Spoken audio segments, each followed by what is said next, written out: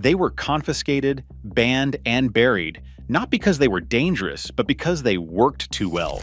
Number 7 on this list kept entire homesteads alive through brutal winters, using nothing but copper wire and creek water.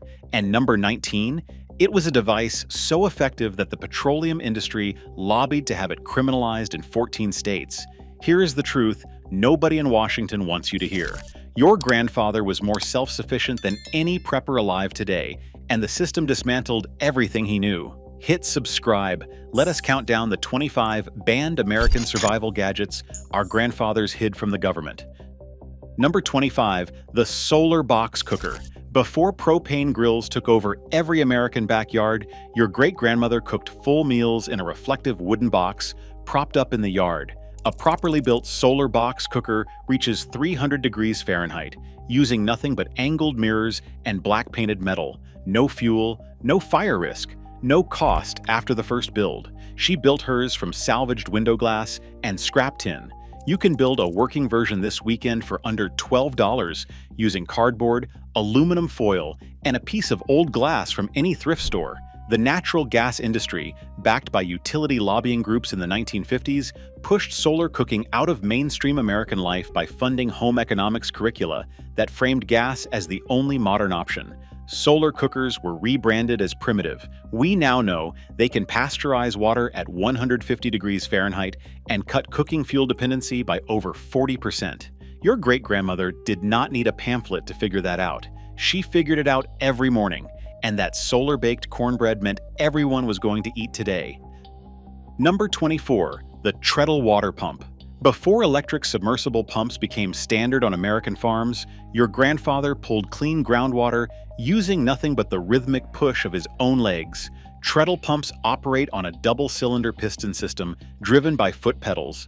A skilled operator moves 1,500 gallons per hour from 25 feet down, enough to irrigate a half-acre kitchen garden on a dry August afternoon. His pump platform was white oak. The cylinder seals were leather washers he cut from old boot soles. A functional replica kit today runs about $85. Rural electrification programs pushed by utility companies that needed farm customers to justify infrastructure costs reframed manual pumping as poverty rather than independence. We now know that in any grid-down scenario, like a storm, infrastructure failure, or an extended outage, a treadle pump keeps working when every electric pump in the county goes dead. Your grandfather never worried about a power outage taking his water. He just kept his legs moving, and the water kept coming up cold from 20 feet down. In the heat of American summers, before window units, your grandfather kept butter solid, milk fresh, and medication stable using 2 unglazed clay pots, wet sand, and the physics of evaporation. Water wicks through porous clay and evaporates on the outer surface, pulling heat out of the inner chamber. On a dry 100-degree day, the interior can drop to 40 degrees Fahrenheit. He nested one pot inside another, packed river sand between them, and kept it wet. Cost was nothing. You can build one for under $8 using 2 terracotta garden pots and a bag of sand from any hardware store. The electric refrigerator industry, aggressively marketed through magazines like Good Housekeeping, starting in the 1930s, framed passive cooling as a relic of poverty-stricken cultures rather than the elegant physics it actually is. We now know evaporative cooling is used by medical non-governmental organizations worldwide to preserve insulin and vaccines in off-grid regions. Your grandfather kept his cream cool through 3-day heat waves without spending a single cent, and the butter he put on that bread tasted like something from another world. Number 19, the Econogas wood gasifier. A wood gasifier converts dry biomass, wood chips, corn cobs, sawdust into combustible producer gas that runs a standard gasoline engine with 0 petroleum required. During World War II, over 1 million vehicles in Europe ran entirely on wood gasification when petroleum was rationed. Your grandfather built his from a 55-gallon steel drum, automotive filter housings, and copper tubing. It ran his farm truck for 3 years on nothing but wood scraps. A scratch-built version today costs under $60 in materials. Standard Oil and its allied petroleum distributors spent the late 1940s lobbying state fire marshals and insurance boards to classify wood gasifiers as explosive hazards, requiring prohibitive commercial permits. Several states outright banned vehicle-mounted gasifiers with no scientific basis. We now know this is a legitimate technology. FEMA published a complete construction manual for emergency vehicle gasifiers in 1989, available free online today. Your grandfather understood that the land could fuel everything if you let it. He never needed a gas station when the woodpile was full. Number 17. The rocket mass heater. Before natural gas furnaces turned warmth into a monthly subscription, your grandfather heated his entire farmhouse, burning 80% less wood than a standard fireplace, using a device built from cob, brick, and pipe.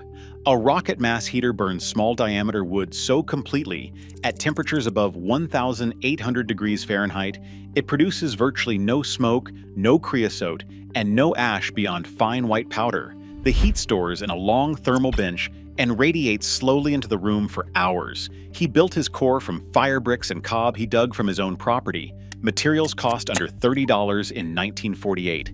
A modern owner-built version can be built for under $300 and heats 1,000 square feet all winter on 2 cords instead of 6. The natural gas utility industry lobbied most American counties in the post-war era to require permitted, code-compliant heating systems, effectively making owner-built heaters illegal in residential structures.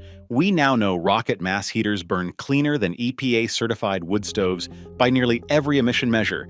Your grandfather built his in a weekend and spent the next 20 winters paying nothing for heat, breathing air inside his house that was cleaner than the air outside it. Your grandfather could melt steel in his backyard using a lens salvaged from a big screen television and a piece of angle iron as a stand. A Fresnel lens concentrates sunlight to a focal point exceeding 2,000 degrees Fahrenheit, hot enough to melt aluminum, cut wood instantly, and forge small metal parts. He mounted the lens in a wooden frame, adjusted the angle to track the sun, and used it to smelt aluminum cans into cast ingots for replacement parts, heat-treat tool steel, and stay independent of any machine shop in a 50-mile radius. A salvaged Fresnel lens from a scrapped television often costs nothing at a recycling center. A purpose-built version runs about $30 online.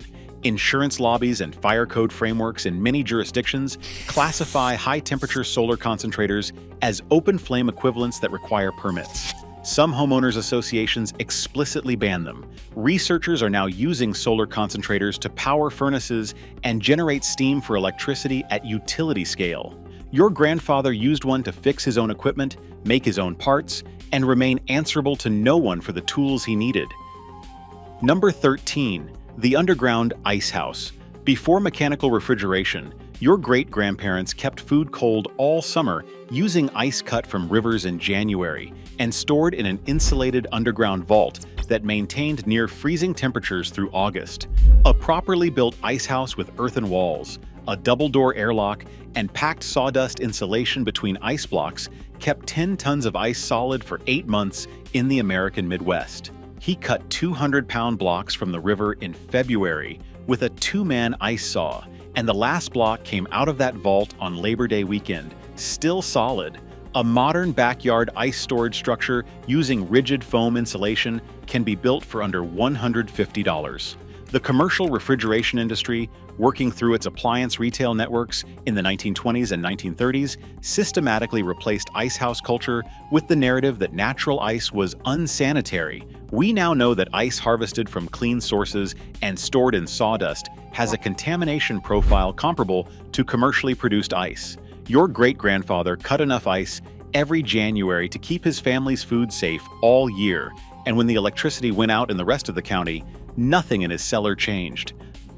Number 10. The hand-built smokehouse. Before the USDA made home curing legally complicated, your grandfather built a simple wood frame smokehouse and used cold smoke from hardwood chips to preserve pork, venison, and fish for 6 to 12 months without refrigeration. Properly cold smoked and cured meat is preserved through salt dehydration, smoke phenols that inhibit bacterial growth, and reduced water activity that prevents spoilage. His smokehouse was an 8 by 8-foot structure with a firebox dug 8 feet away, connected by buried pipe that cooled the smoke before it entered the chamber. He could cold smoke 200 pounds of pork in a single run. You can build a functional cold smoker from a metal trash can, a hot plate, and 10 feet of dryer vent for under $40. The commercial meatpacking industry, working through its USDA relationships, systematically tightened home curing regulations in the post-war era, framing all home-preserved meat as a botulism risk. The regulations were written to favor commercial-scale operations with refrigerated processing. We now know that traditional curing methods, including salt, nitrate from celery powder, and cold smoke, are scientifically validated and still used by artisan producers, charging $40 a pound for the result. Your grandfather made 200 pounds of it every November and gave half of it away. Number 8. The biogas digester. Before natural gas pipelines reached every American farm, your grandfather could have fueled his kitchen stove entirely with methane produced from his own livestock manure and kitchen scraps in a sealed underground fermentation tank. A small farm biogas digester processing the waste from 3 to 5 pigs produces enough methane to run a stovetop burner for 4 to 6 hours per day. The output is pure biomethane, chemically identical to natural gas, and the digested slurry that comes out is a premium liquid fertilizer, richer in available nitrogen than raw manure. A functional small farm digester can be built from food-grade plastic barrels for under $150, using plans freely available from development agriculture organizations. Natural gas utility companies worked with state utility commissions in the 1950s through the 1970s to classify biogas production as unregulated gas generation, a designation that triggered commercial licensing requirements designed for industrial operations. We now know biogas digesters power 50 million homes in rural China and are standard infrastructure in agricultural development programs worldwide. Your grandfather's hogs could have paid the gas bill every single month, but the gas company made sure that math never reached him. Number 9. The solar food dehydrator, often called a wooden sunbox. Before electric dehydrators sold for $80 to $200 in every kitchen supply store, your great-grandmother dried apple slices, herbs, beans, jerky, and mushrooms using a screened wooden box with a glass top and a black painted interior that raised internal temperature 30 to 40 degrees above ambient, using nothing but sunlight. Properly dehydrated food stores without refrigeration for 1 to 5 years, depending on the item. She dried 50 pounds of apples from a single afternoon's picking and stored them in cloth bags through the winter. The design is a simple insulated box tilted toward the sun, with mesh screens holding food on interior racks, a dark painted back panel, and vented openings at the bottom and top to create passive airflow that carries moisture out. Build cost and materials was under $15 using scrap lumber, window screen, and a piece of old glass. The electric appliance industry, particularly after rural electrification, made kitchen electricity broadly available in the 1940s, actively marketed electric dehydrators as the safe, hygienic, modern alternative, framing open-air solar drying as unsanitary. Extension service literature backed by appliance manufacturers pushed this narrative through county fair demonstrations and home economics programs for decades. We now know that ultraviolet exposure in direct solar dehydration actually reduces surface bacteria beyond what electric heating alone achieves. Your great-grandmother dried everything the orchard gave her, and nothing was wasted. Not a single apple, not a single season, and the dried fruit she packed in those cloth bags fed children through January who would have gone hungry otherwise. Number 7. The Copper Coil Creek Cooler. This device kept homesteads alive through brutal winters, not with heat, but with preservation. Before refrigeration, your grandfather ran a coil of copper tubing through a box buried in the coldest reach of his creek, using the constant 50-degree temperature of flowing water to keep dairy, meat, and canned goods at safe temperatures year-round. A spring or creek runs between 45 and 55 degrees Fahrenheit regardless of air temperature, colder than most modern refrigerators in summer, and warm enough to prevent freezing in winter. He bent 30 feet of tubing into a coil, submerged it, and built a sealed concrete vault above the creek bank. Inside, milk stayed fresh for 4 days in July. The installation cost $8 in copper and hardware in 1940. A modern version using PEX tubing and a buried plastic box costs under $60. Electric utility cooperatives, desperate to justify rural electrification costs, made refrigerators their flagship product in rural sales campaigns throughout the 1940s.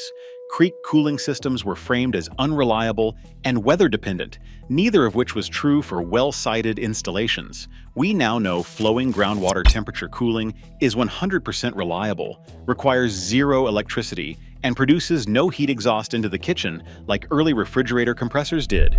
Your grandfather kept everything cold through 2 of the worst summers on record and never lost a pound of food. He just knew where the cold was and put his food there. Before natural gas ranges became the centerpiece of every American kitchen, your great-grandmother baked in a wood-fired masonry oven that produced bread, roasts, pies, and dried goods in a single firing sequence, using residual heat in descending order from 700 degrees down to 200 degrees, and cost nothing to operate beyond the wood she gathered herself. The thermal cycle works like this. She fires the oven for 2 hours with hardwood until the dome bricks turn from black to white. She rakes out the coals. She loads the bread. The door goes on. 2-pound loaves bake perfectly in 40 minutes. Then the oven cools to roasting temperature. In goes the chicken. One firing feeds the family for 3 days. He built his oven from fieldstone and firebrick, using a sandform for the dome. Material cost under $50. A modern kit oven from a specialty supplier runs $500 to $2,000 for the same result. The natural gas appliance industry made masonry oven construction subject to building codes requiring permits, inspections, and engineer-stamped chimney plans in most incorporated areas. Those costs priced out owner-built ovens entirely. We now know that wood-fired masonry ovens produce bread with a crust and crumb development profile that commercial bakers charge premium prices to replicate. Your great-grandmother baked bread that people drove 20 miles to eat. She baked it in an oven she built herself with wood she cut herself every Thursday morning for 40 years. Number 2, the seed saving system. This one is not a gadget, it is a practice, and what was done to it is the most systematic suppression on this entire list. Before hybridized and patented seed varieties locked farmers into annual purchasing cycles, every American farming family maintained a seed library across generations. They selected the best specimens from each year's harvest, dried them with precise timing, stored them in labeled paper envelopes or sealed glass jars, and traded varieties with neighbors, building locally adapted plant genetics over decades that could outperform any commercial variety in their specific soil and climate. Your great-grandmother knew which tomato had set fruit through the drought of 1934. She kept that line going for 30 years. She knew which bean had resisted the blight that took half the county. She saved every one of those seeds. The technique costs nothing beyond jars, labels, and a silica gel packet. Monsanto, now owned by Bayer, spent decades lobbying Congress to establish plant variety protection laws, utility patents on seed genetics, and hybrid variety contracts that prohibited saving seed as a legal violation of intellectual property. By 2013, Monsanto had sued over 140 American farmers for alleged seed patent infringement. We now know that open-pollinated heritage varieties saved outside the commercial seed system carry genetic diversity that industrial agriculture has steadily eliminated, traits that may be irreplaceable as climate conditions shift. Your great-grandmother never bought a seed in her life. She grew them, saved them, handed them to her daughter, and somewhere in that chain is a plant that can grow where nothing else will. Number 1, the knowledge itself. This is the gadget that cannot be confiscated, cannot be patented, and cannot be burned. Many have tried. For generations, the knowledge of how to build, fix, preserve, grow, and survive independent of any corporate system was passed directly from hand to hand, from grandfather to grandchild, in kitchens, barns, and woodsheds across rural America. That transfer was not interrupted by accident. It was interrupted by design. The post-war American economy required consumers, not producers. It required dependency, not self-sufficiency. It required monthly bills, not one-time builds. Every system on this list, the gasifier, the creek cooler, the seed library, the bread oven, was displaced not because a better technology replaced it, but because a more profitable relationship replaced it. The relationship between a company that charges you every month and a family that makes it themselves. Your grandfather did not lose this knowledge because he forgot it. He lost it because the economy that paid him to give up the farm and move to the factory floor had no use for it, and the extension agents and the health codes and the utility regulations and the patent lawyers made sure it did not survive the transition. We now know that every single technique on this list works. Everyone is validated. Everyone is being rediscovered by people who are tired of the bill arriving every month for something their grandparents did for free. Number 1 is the knowledge. It is the one thing they could not patent. Your grandfather had all of it, and somewhere between him and you, someone decided you did not need it anymore. They were wrong.